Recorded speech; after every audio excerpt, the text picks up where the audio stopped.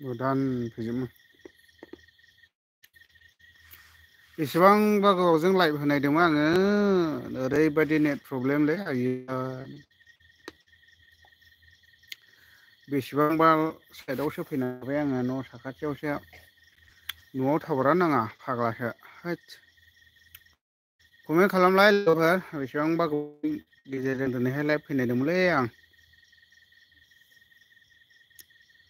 जाखाया माइनाव गयारि hi hello' आदा मा खबर मोजां खबराथ' ओमफ्राय मा होनना बुङोब्ला आं सानफ्रोमबो लाइभआव फैगौ मानो होनना बुङोब्ला जोंना नेटआनो प्रब्लेम जाफैयोलै आयै ओरैबायदि प्रब्लेमखा जगाय न'खा दाबो टर्सनि लाइटजोंसो दाबसे जायगायावहाय लाइभ होदों आङो अयथासार मोखाङावसो ओमफ्राय मोदानो नै नायनोनो हाया ओमफ्राय माबोरै दंलाय लोगोफोर कमेन्ट खालामलाय दे दसे एसे लाइभआव फैबाय आङो बेसेबांबा गोबावनि उनावहाय ओमफ्राय मा होनो सबरदिप नार्जारि मा होनदों हाय आदा होनदों हेल' ब्रादार सबरदिप नार्जारि मा ओंख्रि जाखो आदा जोंना माबासोमोन ब्रादार आलु ओमफ्राय मटर ओमफ्राय माबामोन मा होनोमोनलाय ना बामि भाजामोन ओमफ्राय माबोरै दंलायो भिवार्स लोगोफोर एसे लाइभआवहाय रायज्लायदिनि दे बेसेबांबा गोबावनि उनावहाय टर्सजोंसो होदों आं लाइभआ न'आवहाय एसे लाइभ होनाय टावारानो नाङा नै एसे बायह्रायावसो एसे लांगोनायावहाय फैनानै लाइभ होदों आङो ओरैबायदि प्रब्लेमखा फाग्लासो ओमफ्राय खोरोमदाव बाग्लारिया मा होनदों साबसक्राइब अके अके खोरोमदाव बाग्लारि थेंकिउ ओमफ्राय जायफ्रा आंनि लाइभआव गोदान अनोब्ला साबसक्राइब खालामना होदो जाहाथे नोंथांमोननि सायावनो आवगायलांनो हायो एबा मालाबाफोर मोजां बेफोरबायदि समाजनि खामानि मावलांनो हानायफोरबायदि आरोना नोंसिनिखौबो साबसक्राइब खालामना होजोबगोन आं चेनेल दंबा खोन्थाहरबानो जाबाय आरो नों आबालासत गैया दा good night bro okay okay brother good night Ajit Narzary माइनाव गयारि आदा नों सोलेखौ नोंनि लाइक साब खालामनो थिन आदा अननानै अके अके जागोन माइनाव गयारिया चेनेल जानांगौ एसे फल' खालामना हो औ साबसक्राइब खालामना होबानो जाबाय ओमफ्राय मा होनो सोरांसार नार्जारिया न' साखाथियावसो नै नेटआनो जगै न'लै टावारानो नाङा फाग्लासो एसे आंनि न'आवहाय लाबायथाय लाइभ होबायथाय लेवराबो नाङा टावारानो जोंथावथावसो एसे लाइभ फैबाय थागौ सानो जाया बैग्रिबो जानांगासिनोखा नै ओरैबादि मोना गुना बैग्रि जायोलै आङो आयु अयथासार गोजाम लकेल बैग्रिसो नै बिराद मोजां मोजां दं आं जाबाय थाखायो लकेल बैग्रिखौ रानफुनला जाजोब्बाय नै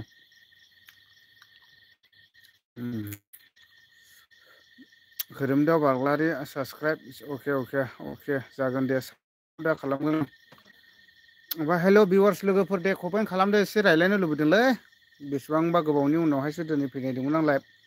ओमफ्राय टर्सखौसो मोखाङाव सुनानैहाय लाइभ एसे बेलेगावसो फैनानैहाय न'नि एसे साइडजों आरोना टावारनि थाखायनो टावारानो नाङाना न'आवहाय ओरैबायदि फाग्लासो लाइभ होबाय थागौ आङो नङाब्ला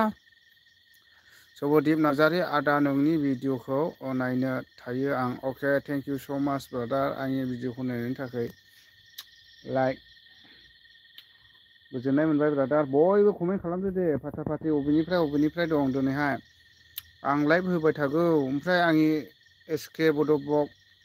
फेसबुक पेजखौबो फल' खालामहैलालै लोगोफोर अनोला फेसबुक पेजआबो आंनि एसके बड' ब्लगआनोखा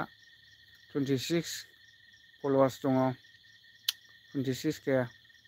बेनिफ्राय मा होनो सिमन मा होनो मुसाहारिया मा होनदों सैथो सिलारालाय हाग्राबारियाव होननाङा एसे साइडआवहाय टावारानो नाङाना ओमफ्राय मा होनदों सनिया हेल' नुदों नै सनिया नार्जारि हेल' अनजालु Mushahary good night okay thank you brother आंनि लाइभआव फैनायनि थाखाय थेंक इउ स' माच माइनाव गयारिया मा होनदों बयखौबो खुलुमबाय थाबा अननानै आंनि चेनेलखौबो सापर्ट खालाम अके अके जागोन ओमफ्राय बनुदा मुसाहारि होनदों नै ब्र'ल' होनदों नै ब्र' बैग्रि जागासिनोलै ब्र'नो अयथासार ओमफ्राय टर्च लाइटजोंसो लाइट होदों आङो नै मोखाङाव सेरनानै अयथासार मोदानो नै आयु गान दावखाय अखा टर्च लाइटजोंसो नै ओरैहाय नै नुदोंना लाइटआ माबायदि अयथासार मोदानो ओमफ्राय न'आवलाय जाखाया लाइटआनो नांखायाना ओंखायनो न'नि एसे साइडआवसो आरो ओमफ्राय सोनिया नार्जारि मयथु दं दादा आं नै न'आवनो दं दंनायालाय ओमफ्राय एसे साइडआवहाय थादों आङो नै बेकग्राउन्डजों एसे फुल नुदोंना बे फुल खाथियाव दङ आं न'आवहाय लाइट होनाय दंमोन एखदमबारे नांखाया टावारानो न'आवहाय न' बारान्दायाव थाब्लाबो नाङा ओमफ्राय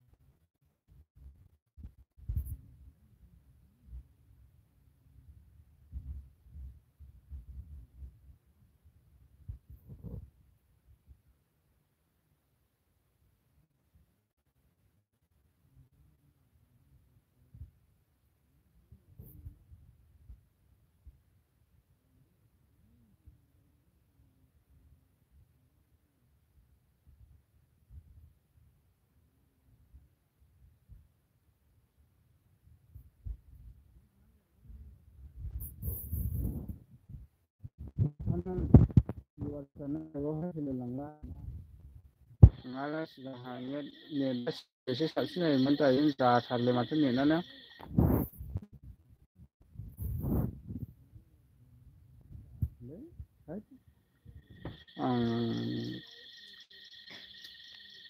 सनिया मैथो दङ दाबा होनबावबाय नै न'आवनो ओमफ्राय न'आ होनो जाया बायनांगौ आदा नों मा गामिनि दा आं चिरां जिल्ला गामिलाय जरा जोंना मेन गामिया गामि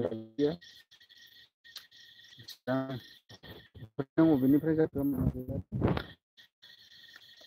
दे सोर बबेनिफ्राय दङ एसे लाइभ होबाय कमेन्ट खालामलायदो आंथ' फैबाय थायालै लाइभआवहाय ओमफ्राय चेनेलाव गोदानब्ला साबसक्राइब खालामना होदो अनोब्ला सापर्ट खालामनो गोसोब्ला ओमफ्राय फेसबुकखौबो फल' खालामनो हागोन ओरैबायदि हाजाबाय फैलायाबो ओरैबायदि नाङोना टावार नाहाय बिदि जायोनालै राजु बसुमतारी आं खालामखानाय नायबाय थायो अके थेंक इउ स' माच आं दसे एसे गोबाव थागौ लाइभआवहाय बिदिनो बोरै जानांगौलै टावार नाङालाय मोद्लुन मोद्लालाय जोंथ' होनदों हेल' होनदों नै हेल' माबोरै दंलायो भिउवार्स लोगोफोर एसे कमेन्ट खालामदो दे गैथारालै लाइभ होबाय थानायखायनो लाइभ होबाय थायिखायनो माबाया जाथारा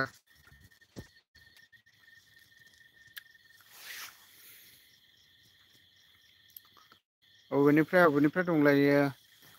आं बारा गोबावबो थानाय नङालै लाइभखौहाय अनलि आं 15 मिनिटल' थागोन 15 मिनिटसोल' मानो होनोब्ला आं गोबाव नालाय खोरोमदाव मा होनदों खोमदो बाग्लारि 777 साबसक्राइब 1K होनदोंलै नै कमेन्ट खालामना हरदों जागोन र' आं दा खालामना हरगोन र' आं लाइभआव थुनानैलाय बोरैथो साबसक्राइब खालामना हरनांगौ जाखो नोंनावलाय दा आं खालामना हरगोन र' कमेन्ट फरायनांगौना लोगोफोरनि जायखिजाया आंनि बेलेग भिडिअ'आवहाय कमेन्ट खालामना हर हाय हेल' आपडेट माबा खालामनानैहाय माबा खालामहरफिनगोन आङो नेटआ जायाना आंना नै ओरैबायदि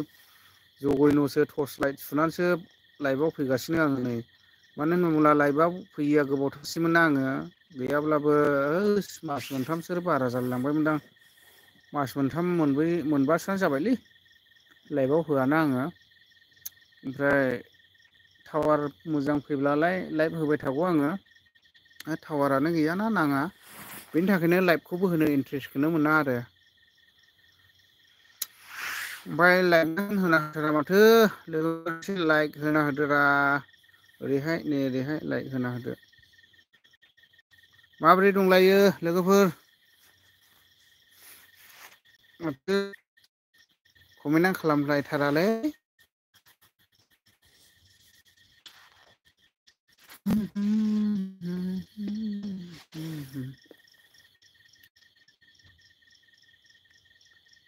थालिम जागासिनोलै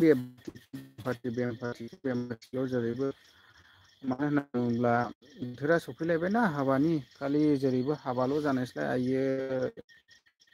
ओरै लिंहरलाय ओरै लिंहरलाय ओरै लिंहरलायल' लिंहरखायो जाहैयालाबोसो जाया जाहैनांगौ जायो माइनाव खालै नेटानो नांखाया फाग्लासो दुखुनांथावलै टर्स सुलायनानै बानायबाय आङो लाइभ जाबो नाङा लाइभ होनानै टर्स सुलायनानैहाय माबा खालामब्लाबो टावारानो नाङा ओइदै हा देलाय लोगोफोर एसे कमेन्ट खालामलाय एसे गोदान गोदान फैनायफ्रा फैथारालै लाइभआवलाय आं बालायलाङोहाय बिदिब्ला मा मानोब्रा आथिं सिंफ्रावलाय हैद आं बाथावथावलै सुजेन दैमारि नेटना दिस्टार्ब होदों फंबाय नेटआनो ओरैबायदि असाइस खालै ओंखायनो आं लाइभआव फैनोनो बायो न'आवलाय जाखाया हनै न'आव जाखाया ओमफ्राय लाइभ होनो गोसो जानानैनो एसे साइडआवहाय फैलायदों आङो न' उसुं खाथियावहाय ओमफ्राय बावबो नाङा टर्स लाइट सुनानैसो लाइभ होगासिनो आङो नै ओरैहाय नै टर्स लाइटआ नै ओमफ्राय अयथासार मोदानखायो ओमफ्राय नेटआनो जाया फाग्लासो नोगोद जोंथावथावखालै आं वाइफाइसो लानोसै र' खालामागौला जानाय नङालै आं गुन्दै मोनजानाय नङालै बेजों बे नेटखौहाय जग'यन' टावार बेलाय खाथियावनो दं टावार पस्टआ असाय टावार नांफैया खैला मैला सिनियर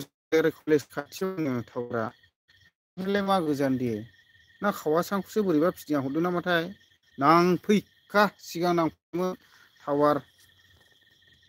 जोंसो इम्परटेन्टब्रा जोङोसो इम्परटेन्ट आं भिडिअ आपल'ड खालामोब्लाबो टावारावसो थांनानै आपल'ड खालामहैनांगौ जायो मा जग'य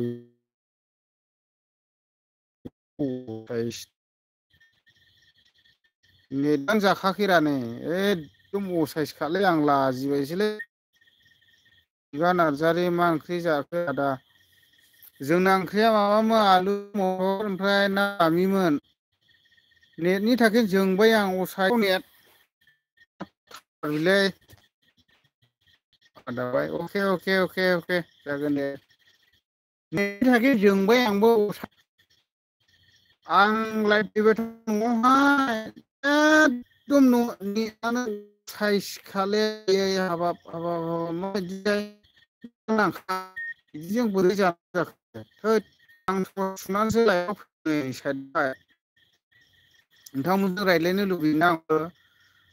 रायज्लायनो लुबैयो गोसो जायो भिउवार्सफोरजोंहाय ओमफ्राय हनै नेटआनो नाङा सुजेन दैमारि मा होनदों जोंनाव BBC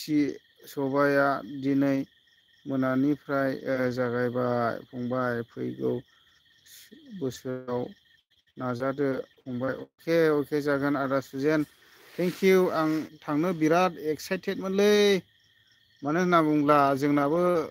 ओरैहाय एसे खामानि नांनानै थाबाय ओमफ्राय ओरैहायबो 31 थारिख गाबोननिफ्राय जागोन आरो बिराद एक्साइटेडमोन आं सुजेन ब्रादार मानो होनना बुङोब्ला माखासे बिदि प्रब्लेमनि थाखाय सहैनाय नंलिया आरो आसा खालामदों इसोरा मोजाङै मोजां दोनोब्ला खालमासिफोर एकदम नाजाथारगोन आरो नेक्स्ट इयारावहाय थांनोलाय बिराद एक्साइटेडमोन आं उदालगुरि थांनो लुबैखादों उनावहाय ट्राइ खालामनोसै दै अशक बर' मानास फै बोरा आदा बाक्सा मानास फैबोरा माने आंनिया इनभाइटेसन दंबावोमोन गाबोन बाक्सा सालबारियाव डायमन्ड ओमफ्राय आं नै गाबोन बेलेग खामानि दंना बङाइगाव थांनांगौ आं गाबोन सहैबावनाय नंले बाक्सा सालबारि थांनांगौमोन आं गाबोन इनभाइटेसन दंखायोमोन डायमन्ड इंलिस स्कुलावहाय मोनसे गारजेन मिटिं बिराद गिदिर प्रग्राम लादोंमोन गाबोनहाय ओमफ्राय बेयावहाय आंखौ लिंहरदोंमोन प्रिन्सिपाला ओमफ्राय आं सहैनाय नंलिया आरोना ओमफ्राय लिंहरदोंमोन कल खालामना फैथार होनहरदोंमोन ओमफ्राय आंनि ओरैहाय नै बेलेग खामानि दं गाबोन बङाइयावहाय नङाबा आं थांगौमोन आरोना दिनैबो क'क्राझार दंमोन ओमफ्राय केनसेल जाथ'नाय जाबाय प्रग्रामा दिनैहाय क'क्राझारनि प्रग्रामा ओमफ्राय जेबो भिडिअ लाबोनाय जायाखिसै आङो दिनैनि दिनावहाय ओरैनो जास्ट हाबानि लाबोबाय थानाय जाबाय दाख्लैनिफ्रायनो ओमफ्राय हाबा जाहैबाय हिसाबैहाय थोननो ना खेबना होदोलै एसे अननानै होननानैहाय ओमफ्राय जोंबो खेबफ्लांलायलाङो मालायफ्राबो एसे नायनो लुबैलायलाङोना माबायदि हिनजाव गोदान लाबोखो बबेनिफ्राय माबायदि जाखो एसे एक्सप्लर खालामना होयो आङो ओमफ्राय दे ब्रादारमोन कमेन्ट खालामलाय एसे चेनेलाव गोदानब्ला एसे साबसक्राइब खालामना होदोलै थाबैनो माबा 1 लाख साबसक्राइबार खालामना होदो गैथारालै दाबोनो बिदिल'थार आयै गोबावसै आं इउटुब खुलिनानैहाय दाबोनो 1 L साबसक्राइबारखौनो लानो हायाख' आसा नोंथांमोननि अननायाव थाबैनो जागोन ओमफ्राय फेसबुकखौबो फल' खालामहैनो हागोन SK बड' ब्लग दाबो 26Kल' फल'वार्स दंलै नोंथांमोननि अननायावहाय ओमफ्राय आदाया हेन्डसामथारलै है गैयारा इसोर दानायनि दा बिदिनोसै बयबो मानसियालाय गावबागाव जानो लुबैनानै हाजोबबाय ओमफ्राय इसोरा माबायदि दाना हरदों बेबायदिनो फैनाङो नेट प्रब्लेम फंबाय एकदमबारे न'आवहाय ओइयाव होबायथाय जाखाया आं एसे सेफ साइडजोंसो फैदों टर्स सुलायनानैसो लाइट होगासिनो दं आङो फाग्लानो सानफ्रोमबो लाइभआव फैगौ आङो बेनि थाखायनो फैनो हाया ओरैबायदि मोदानखादोंना मोखाङाव टर्स सुनानैसो लाइभ होदों आङो नेट हाखानो जोंजोबखायो बेखौ खुबायथा आयै मोदाननाया नै फाग्लासो नायनोनो हाया नै मोदानखायो होद गाज्रि नायलै बिदि मोखाङाव टर्स सुथेनानैहाय लाइभ होनांगौब्ला 15-20 बोसोर माबा मेगन नुगोना 10 बोसोरजों मेगन नुयैसो जानायो नायलाय नै ओरैबायदि मोदानखायो फाग्लासो टर्सआ सोरखौ नुबाय बिदि टर्स फुलायनानै लाइभ होनायखौलाय बे कमेन्ट होदो दे लोगोफोर एसे प्रमद नार्जारि होनदों SK बड' आदा like Don okay like Don thank you स' माचलै ब्रादार लाइभआव फैनायनि थाखाय आकाश बसुमतारी मा होनदों स्कुलनि नामा मा नाम आदा नों फैनो गोनाङा आदा डायमन्ड इंलिस स्कुल बाक्सा सालबारिनि खोलाहा एसे खोला गोग्लायोलै एसिने आं बावबायसोलै डायमन्ड इंलिस स्कुल जिखुनु जा माने दासो एसे मोजां जागासिनो दङ आरो प्रिन्सिपाला लिंहरदोंमोन ओमफ्राय आं सहैनाय नंलिया आरो गाबोन एकदम लिंहरथारखादोंमोन प्रग्राम दंफै होननानैहाय गाबोन फुङावनो होनदोंमोन ओमफ्राय आं नै बङाइयाव एसे प्रग्राम दंहैयो ओमफ्राय सहैस्लाबनाय नंलिया आं एसे उनफ्रावल' आं थांनायसै आरो जास्ट दाख्लैसो मानास बेरायना फैदोंमोन आं बेरायलाबायना फैदों एसे गोबावसै ओमफ्राय मालाबा थांलाबो आं भिडिअ लालाबायानो ओरैनो गिदिङानोल' बे समाय गोनांथार नङाला आं भिडिअ लालाबायनानैबो फैनाय जाया आरो मोनफा खामानियाव थांबायला थांबाय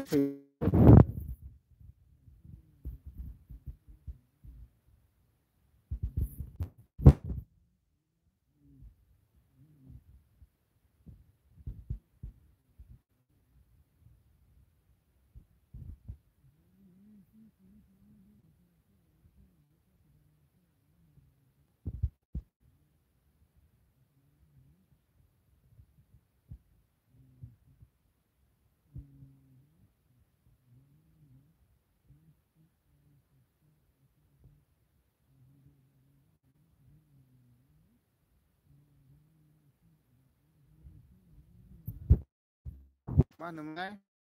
आलु ओमफ्राय मटर ना बामि बायनानै लाबोदोंमोन बाजैया बिदिनो जाबाय बामि थुमा थुम जानो लुगैनानै दोनोमोन ना गावहैगौ माने दंग' ना गावलाय सेरसे जि सेरसेयाखौलाय नो दान्दिसेन मोनो ना बामि नास्राय गिदिर गिदिर ओंखारनो ओमफ्राय एसे गोजांनायखाय बादबलाय लांगारलां दाख्लैफोर सिगांफोर नोगोद गावना लायोमोन आं ओमफ्राय दैनिफ्राय गाखांबा थुगाखां बानाय मोनसै गावनोनो नङाब्ला दाउखिबो मोनो दै सेर सेर बिराद थायो बाथुल थानांगौ जायो ओमफ्राय एसे नायलांफादो खौबो मोनो आरो दाउसिन दाउलाफोरखौबो गावलाबाय ओमफ्राय बर'नि गरमस hello' brother okay thank you brother बर'नि गरमसो बर'नि गरमसो आरोखि अके थेंक इउ आङो दसे लाइभआव फैनायदों ब्रादार माने फैबाय थानायानो जायाना आङो मास मोनबा मोनब्रैख्लायजोंसो खेबफा लाइभ फैयो फैबाय थागौ आङो नेटआ बिराद प्रब्लेम होदों दहाय मा जादोंथाय एकदमबारे जाखाया जगैन' टावार नांफैखाया ओमफ्राय सोरखौबा नुयो बिदि टर्स सुलायनानै लाइभ होनायनि नै टर्ससो सुनानै लाइभ होगासिनो आङो मोखाङाव मोदानजोबो नायनोनो हाया फाग्लासो सस्रमा हमानोसो मानो होनो मोदानखायनो आयु नायनोनो हाया न'आवलाय नांखाया बैयाव नाङा न'आव नाङा टावारानो रायलायनो गोसो जायो ओमफ्राय बेबायदिनो फैनोनो बायो आङो लाइभ नायनो बर'नि गरमसो थाबायजोबो दाबो मोजां खोनाया थाजोबखायोरा दानो जाखाया फाग्लासो free free free free free free ओइ रनजिता लाइभआव हाबना नायनोसै मा जादों नुदों एकदम जाखायालै जोंथावसो दसेल' थानायसैलां 5 मिनिट थाबावनोसै ओमफ्राय दोननोसै लाइभआनो फैयैआनो गोबावथारसैमोन आं बिदि टावार नाङाब्ला बायोलै एसे माथो एल'फेन बिरबाय थाखोब्रा गोजौआवलाय फाइटारसोबाव मा बिरबाय थाखो ग्राव ग्राव ग्राव ग्राव दावराव थुलायगारगोनलां आं हाला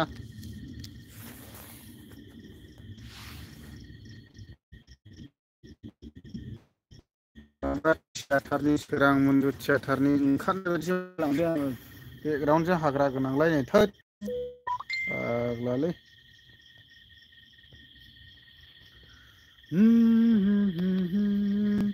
देलै एसे कमेन्ट खालामदो लोगोफोर एसे दसे रायज्लायनानैहाय दोननोसै नेटानो जाया लासिंसो जायोलै फ्रि फ्रि फ्रि फ्रि मोजाङानो नङा टर्स सुलायनानै लाइभ होबाय आङो होमब्लाबो जायाहै बिदिजोंसो जायो नालाय आं मोदान जोबलायनायहै टर्स सुलायनानै लाइभ होलायनायसोखौ नुखोलै कमेन्टआनो फैथारखायाखिसै नै दोननायसैसो होनदां लोगोफोर माथो बिदिब्लालाय बोरै जानायलै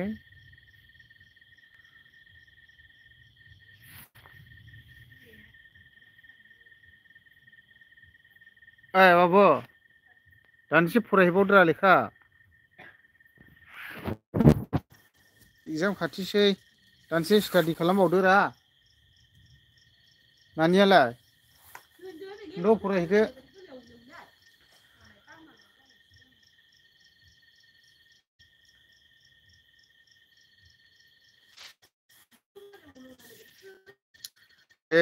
दसे थाबावदिनि दसे हरबावदो आयै माबोरै जाखोलै कमेन्टबो फैया बालबो फैयालाय दसे रायज्लायनो गोसो जाबाय नेटआनो नांथारखालै मिलन नार्जारिया अके थारमाने अखा हायाखै नामा अखा हायाखैलै खोमसिलाय जादोंमोन अखायानो हाले मा जाखोथाय हायाबाथाय हाया मा बिदि जाखो थारालै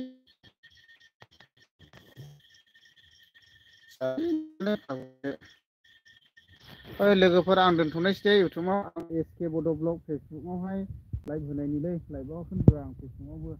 आं लाइभ हैनायनि दे फेसबुकआवहाय एसके बड' ब्लग फेसबुकआव लाइभ हैनायनि ओमफ्राय मा होनदों बहबेन आलिया हेल' गुड इभिनिं अस्सलाम वालेकुम ओके बहबेन आलिकुम दिनर पिছত আজি লাইভত তাৰ পিছত মানে বহুত প্রবলেম হয়ে আছে মানে খাবারে না পায় বিরাট প্রবলেম নেট না পায় বহুত দিনের পাছত আজিহে লাইভত আহিছিল নেট প্রবলেম হয়ে আছে এতিয়া মানে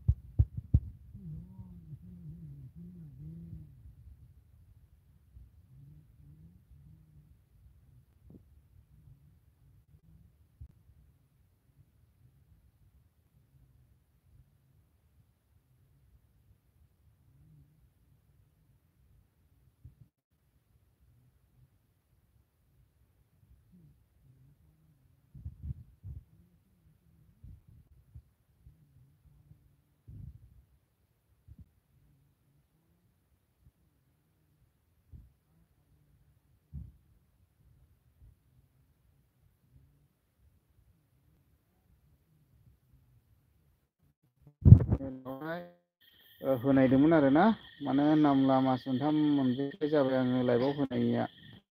जाखाया नेटानो जाया टावारानो दा आं फेसबुक पेजाव हैनि दे फेसबुकआवहाय लाइभ हैनाय आं बेयाव दोनथ'बाय दे लोगोफोर दे सोरबा दिस मेसेज हरबावदों नै नेटनि थाखायनो बासै आं थेंक इउ स' माच दे गुड नाइट अल बाय बायसै आं दोनथ'बाय दे आं